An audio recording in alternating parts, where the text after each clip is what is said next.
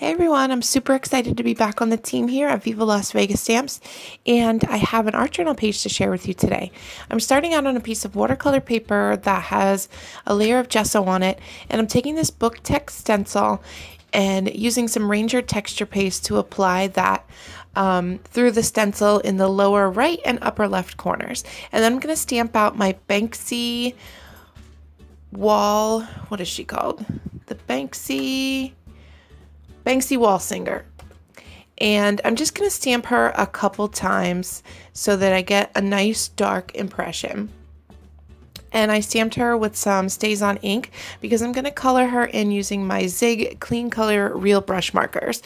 And I'm jotting the numbers down there on my paper. I'm starting with 71, which is a super light, like flesh tone color. I actually think it might be called flesh.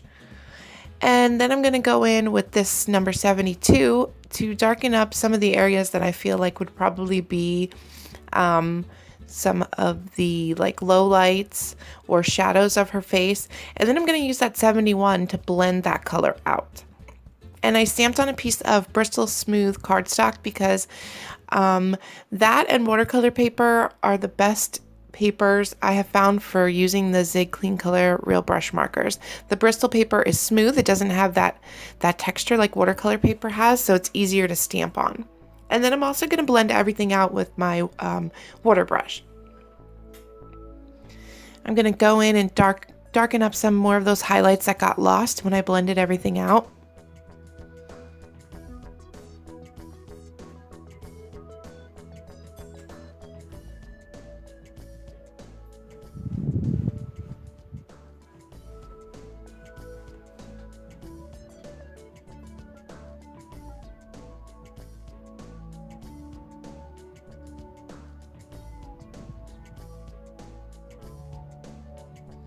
And then I'm going to add a little 91 gray down at the bottom.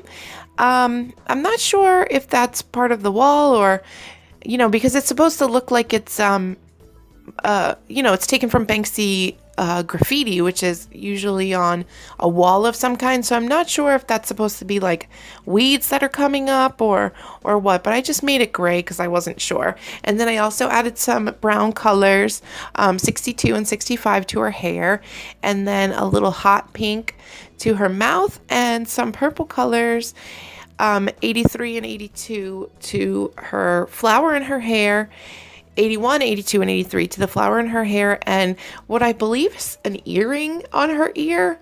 I don't know. I made it an earring, but I plan to use, I chose purple because I thought I would tie in some of that purple in the background of my page that I was creating, but I didn't really have a plan at this point, but I knew that I'd be able to bring in some purple somehow. So now I have some slate colored acrylic paint by Handmade Modern, which is a Target brand of craft paint. And I'm just going to use my Dina Wakley brush and add a ton of water to that. Add a strip of that on the bottom of my sheet of paper there. And the texture paste is dry now. And I'm just going to add a ton of water to get that flowing and moving. I really just want to add a light layer of a gray color all over the cardstock. And then I'm going to add some slate gray Dilutions ink to get a little bit more of a darker gray. I'm trying to do like a little bit of a gradient color. Spoiler alert, it doesn't really work out for me. I'd done this technique before with light gray, dark gray, and then a black, and it looked really cool. But I didn't have gesso on my page. The gesso on the page kind of dulls things down quite a bit, especially the Dilutions and the Lindy's sprays. So now I'm going to go in with Blazing Black. And when I apply it, it looks really nice. But once it dries back really light. Like the color gets really light. But we're going to make it work. So I'm adding some of that with a paintbrush. I'm going to dip my paintbrush in the bottle of color and then just run that down my sheet and then add some water there to get things moving and flowing. And I'm just going to add color and water until I'm happy with how it looks. At this point, I didn't know that it was going to dry back very lightly.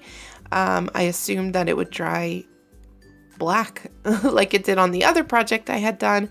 But like I said, I didn't use gesso on the original project. So if I were to do this again, I would not put gesso on my watercolor paper. I would just have straight watercolor paper. And then I'd get more variation of color with the black inks and gray inks that I was trying to use. So I'm going to work on a little cluster here for my chick to sit on. And I have some painty paper, a deli paper that has like paint through it, and a piece of screening from our catio that we were working on a few years ago. And I'm just putting a piece of white cardstock behind everything because I'm going to run it through my sewing machine.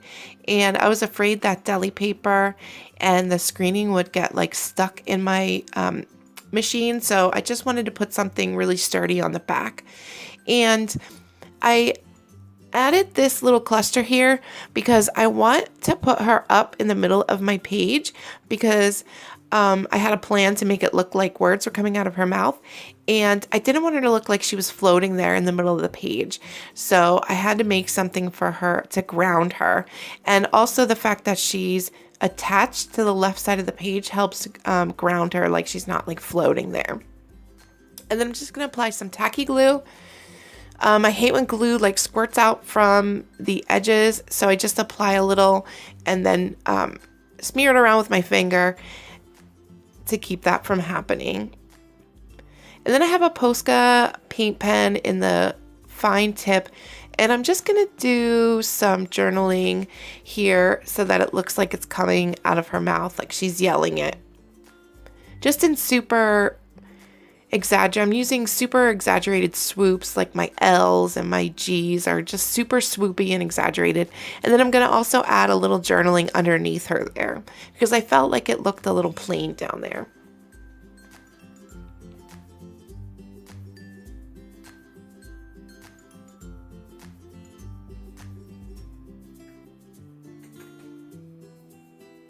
And then I'm going to edge the whole thing with some black ink. And then I'm going to do some background stamping with Wilted Violet Distress Oxide and Shadow Gray Archival ink from the Letter It collection. I'm going to use Mesh Texture by Viva Las Vegas Stamps. I'm going to use Cross Marks Background, which is those like X's.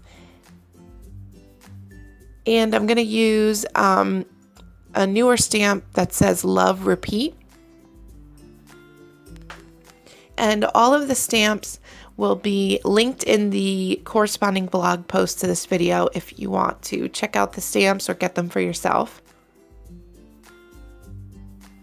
I'm going to stamp that Love Repeat in the Wilted Violet because that helps bring in the purple from the flower in her hair, and also there's some purple there on the painty paper that she's standing on. And I don't really care if you can see the whole phrase completely. It's just for a little interest around the background because the background was really plain, because it did end up looking like one solid kind of gray color.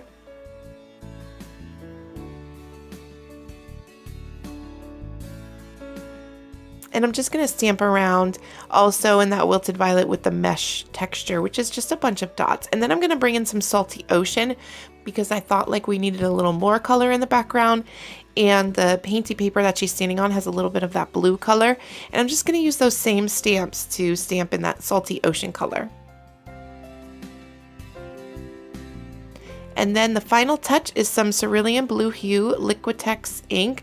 I love this blue color for adding big splatters to finish off a page. I just take the dropper that it comes with and hold it pretty high above my page and let it drop wherever it wants. Sometimes it gets a little out of hand and doesn't go where I want it, but sometimes it looks really fantastic. So I'm also taking like a thinner paintbrush to get thinner splatters. And I'm kind of making it come up in a diagonal like the way her words are coming up. And that's it for my page today. Thank you so much for watching. And I'm super hyped to be back on the VLVS team. And like I said, check out the corresponding blog posts if you're interested in the stamps and seeing some more of the photos. And you can click the links here to subscribe to the VLVS channel and also watch another video using some fabulous VLVS stamps. So thank you guys so much. I will talk to you guys soon. Bye-bye.